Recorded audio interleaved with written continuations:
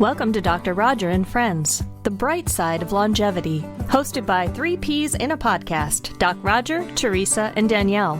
Thanks for joining us for coffee and conversation.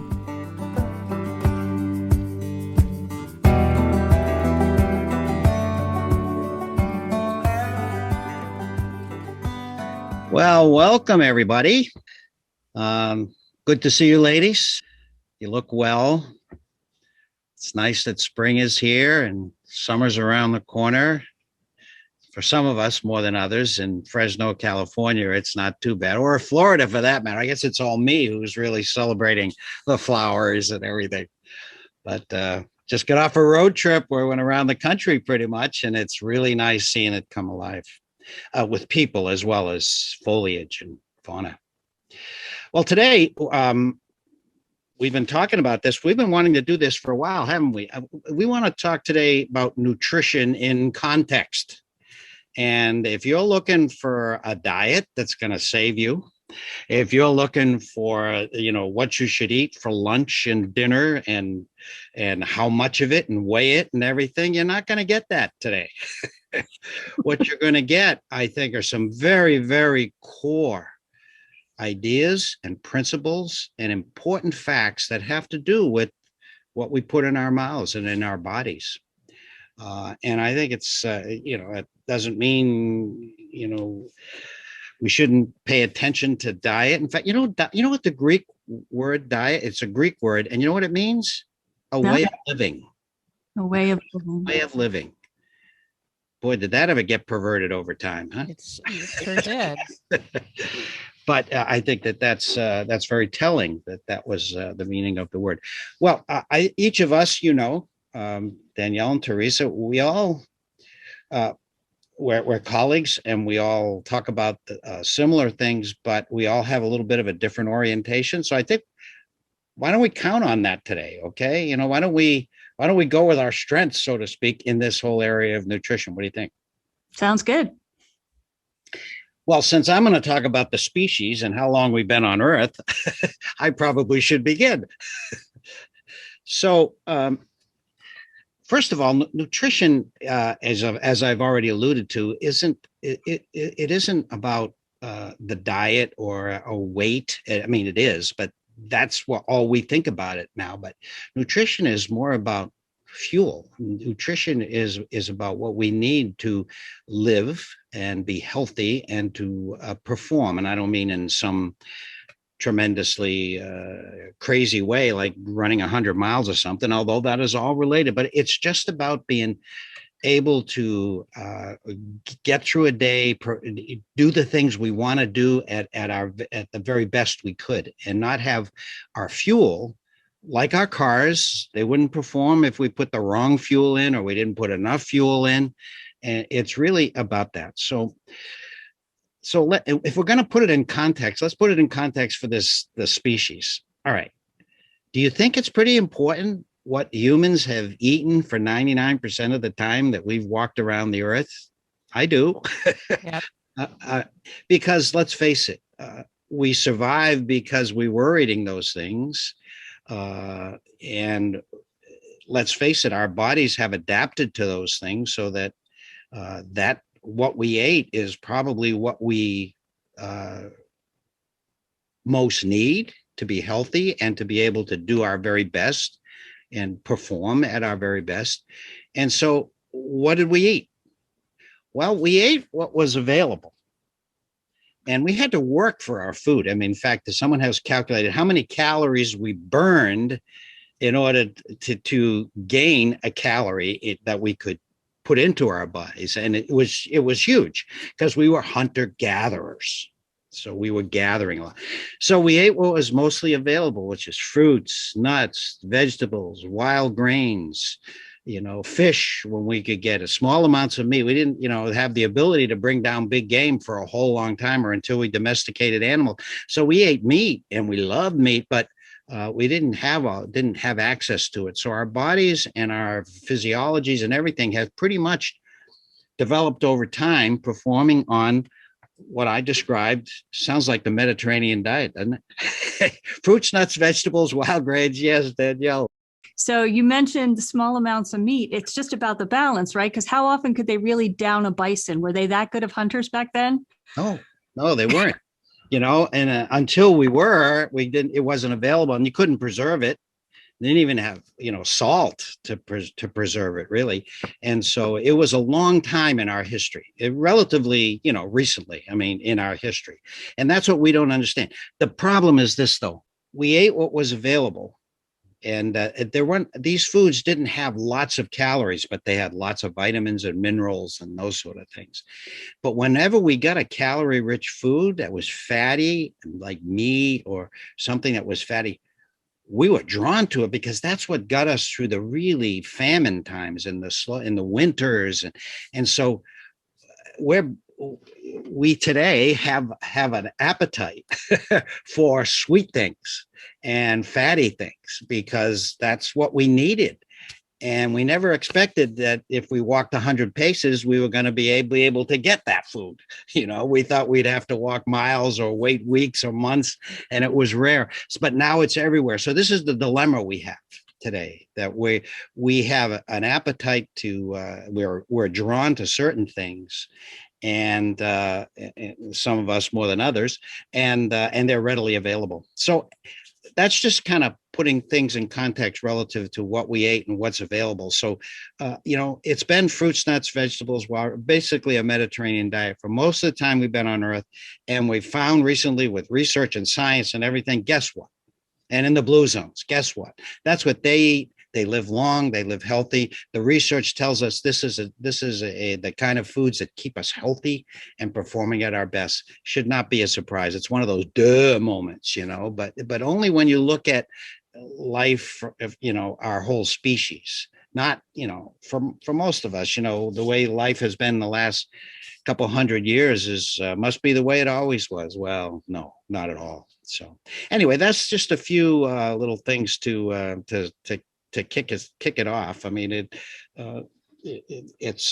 makes sense. It's intuitive, but it also gives us an understanding as to why we're drawn to things. And it also gives us an understanding that why we're seeing the obesity that we do today, and why obesity, is such a threat to us. Whereas even in my childhood, I've seen group photos of people, and in my time, it was very rare to see someone who was overweight.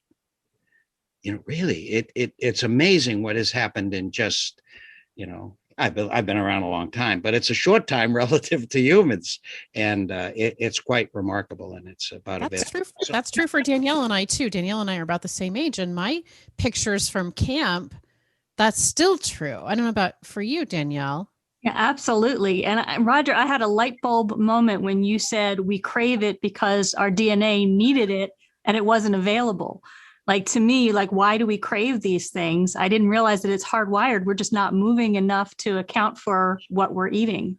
Exactly. Whenever we could get calorie rich foods, whoa, it's a bonanza. I'm going to live through the winter, or the tribe is going to live through the winter, or the children will live because we found some calorie rich foods because they were rare.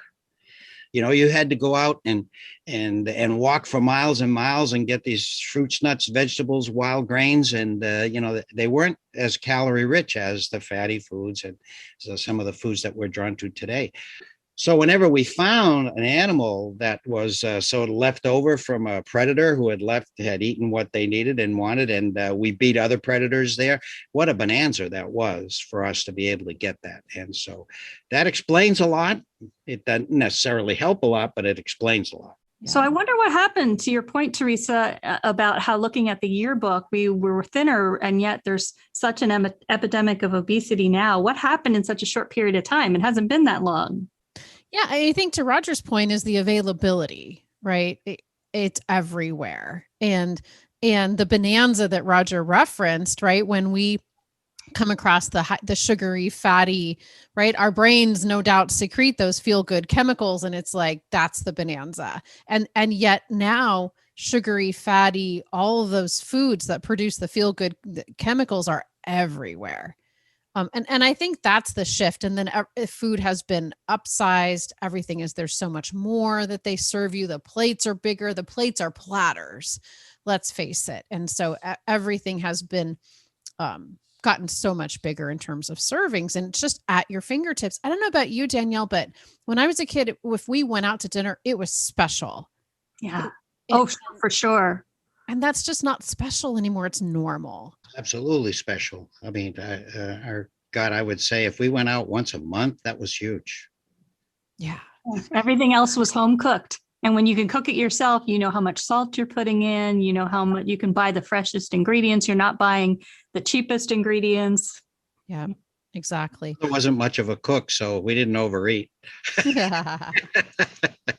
know, in reading your book, Roger, Live Long, Die Short, what really stood out for me, and it's so simple the way you put it, like we are version 1.0 humans living in a 3.0 world, or at least a 3.0 world. We don't know. It's at least that. And that's really explained so much to me. And certainly in coaching, we talk about that we humans have a very primitive part of our brain, like any other creature, and its main job is to keep us alive. And so of course, when we have difficult emotions in this life, in this version 3.0 life, our primitive brain is like, oh, that's painful and this could be danger, and we need to numb that immediately. And of course, it's very easy to reach for the sweets, the fats, everything is at our fingertips. And so, yeah, it does provide a little temporary relief. It's a little temporary pleasure, but it's also a false pleasure, right? Because the feeling that prompted you to reach for the cookies is still going to be there waiting at the end of the day. And now you've got a net negative consequence because you've got the consequence of the food that you reached for, and you still have that difficult feeling waiting for you. So now you're kind of 2 steps back. So it makes so much sense. And in our world today, that's also there's guilt involved. Yeah, then there's guilt on top of that. Sure. You didn't have the will to resist that, or you ate too much. And so that just compounds things. Exactly. But if we were willing to just feel the feelings, and even though the brain is urging us, which is always urgent, like it's been a really tough day, have the glass of wine or eat the chocolate cake or whatever the message is coming from that primitive brain, we luckily have our prefrontal cortex that can be like, no, that's not going to change anything. It's inconsistent with our goals or whatever, like the adult in the room supervising the situation. We don't activate that. Then we just end up with those, piles of negative consequence of reaching for the thing. So maybe instead of comfort foods, we look for other sources of comfort from people or a walk or nature or a pet or. Yeah. Authentic pleasure. Absolutely.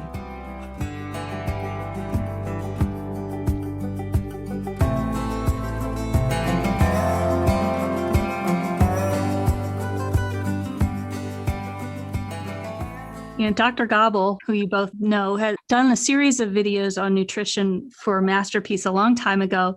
And he had mentioned about mindful eating, about savoring. And he said, okay, so if you are going to eat that sweet and you take a bite and you savor it, if you really sit and let it that sugar get in the body, you're going to find that you're eating 2 bites instead of the entire cake. So it's not even denying yourself those experiences. It's just kind of limiting. Oh, that's absolutely true. Allowing your blood sugar to go up, allowing your stomach to send the signal that it's filling, and therefore, start to slow the process down.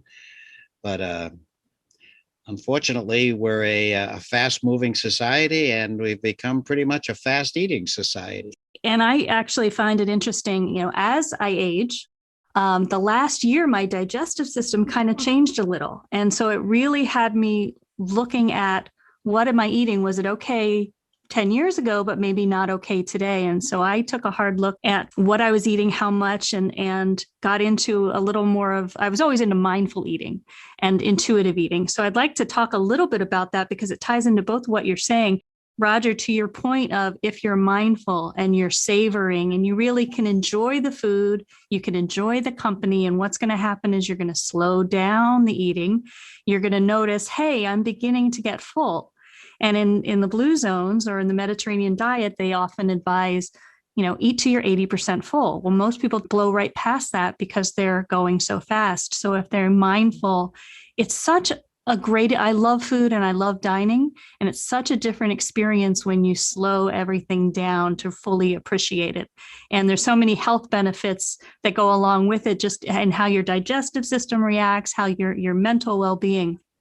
And what I really got out of intuitive eating, and this comes from the intuitive eating book and workbook, is that they give you permissions. So there's nothing absolute like, I am never going to eat sugar again. I am never going to whatever it is that you want to not do. And I'm going to exercise for 1 hour every day. They take a for the most part approach. For the most part, I will do this. So if I fail one day and eat more cake than I planned, or I don't exercise, that's okay. Just be easy on yourself. And they talk very much about honoring your body, because we're not all going to look like supermodels. And I'm not sure how healthy supermodels really are if they're denying themselves food. Nothing against supermodels, but our body types don't necessarily indicate our overall health. So just honor whatever shape you're in and work with that. And I really like the idea, they don't say junk food, they say play food. So instead of saying, I'm going to eat these chips, oh, that's junk food. I don't want to put junk in my body. But if it's a play food, it's like, oh, I can have a couple of them. Like, it's just the whole approach to food. It's just changing the relationship. And I think this was even before I started reading about intuitive eating. When I started noticing changes in the last year, I took out just a spreadsheet for 2 weeks. I wrote down what I ate, what some of the benefits are, like high in B12, high in A. And then I'd say good, bad, neutral, or good in small doses. And I check them off. So just looking at it, it was all right there. And it was all the Mediterranean diet. You bonded with your ancestors and the blue zones and the people in the Mediterranean. And it was so beautiful. It changed the way I started cooking at home, and cooking now has become an experience. So I really enjoy changing the relationship, because people think about diet and as a negative thing, but they can really have such a positive connection with food. Today we've gone off the rails, and we alluded to it earlier. But whenever we speak of food and diet, it's almost always related to weight, because we are basically an overweight society now, as we've been talking about. And that's not to be ignored. Obesity is not a good thing, but the fact is that if we're active and we make reasonable choices, we really don't have to worry about weight. I mean, it takes care of itself. This is the way our physiology is. But in a society where we have calorie-rich foods available, where we have a lot of emotion in our lives and a lot of stress in our lives, more than our ancestors had, actually. I mean, their stress was a lion, and you lived or you died, and then it was over. But for us, this is something we carry around with us every day, and stress is huge, causing lots of disease. But part of it is, as I believe, that disease is because of things like eating because of stress, just as you said, Teresa. So, the conversation has just gone way out there, where someone would actually recommend that we don't eat carbohydrates, because we're diet I mean, carbohydrates are the fuel that our body needs. That's what we use. It's the only food that we can break down proteins and others, but they go into carbohydrates and then we burn them.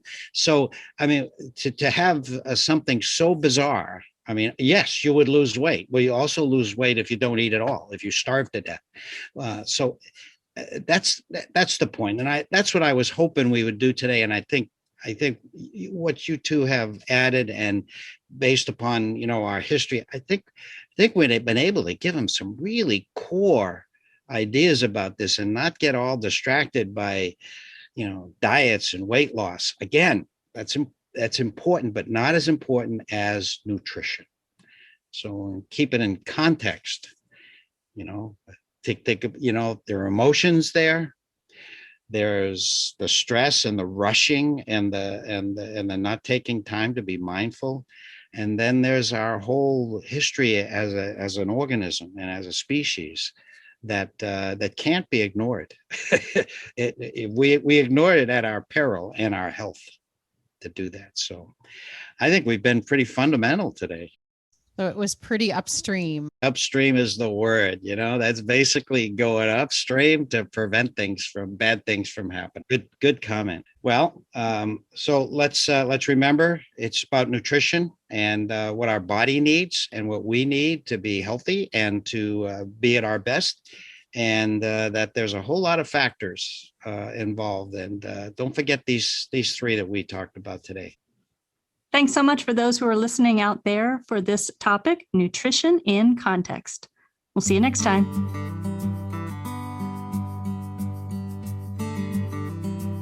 You've been listening to Dr. Roger and Friends, The Bright Side of Longevity. If you like the show, please rate and review, and be sure to click to follow.